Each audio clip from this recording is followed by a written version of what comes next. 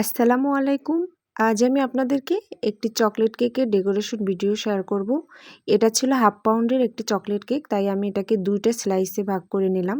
তো প্রথমে আমি একটু ক্রিম দিয়ে একটি স্লাইস দিয়ে তার উপর থেকে সুগার সিরাপ দিয়ে দিলাম। আমি এখানে সুগার সিরাপের মধ্যে চকোলেট গানাশ দিয়ে নিয়েছিলাম। তো তারপরে আমি এখানে ক্রিম দিয়ে তার উপরে দিয়ে দিলাম একটু হেভি চকলেট গানাশ।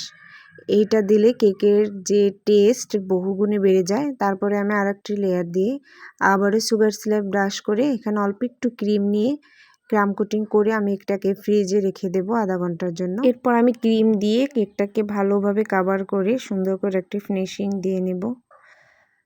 আমি এখানে একটা প্যালেট নাইফ দিয়ে সুন্দর করে কেকে ফিনিশিং দিয়ে নিয়েছি। তো হয়ে গেল আমার কেকের সুন্দর ফিনিশিং। এরপরে আমি চকলেট গানাশ এখানে অল্প অল্প করে ড্রপিংয়ের মতো করে দিয়ে দিচ্ছি। তো বাকি গানাশটুকু আমি উপর থেকে দিয়ে নিয়েছি। আসলে এখানে আমার একটু ভুল হয়েছে, গানাশটা ঠান্ডা হয়ে গিয়েছিল যার কারণে সুন্দর ফিনিশিংটা হয়নি।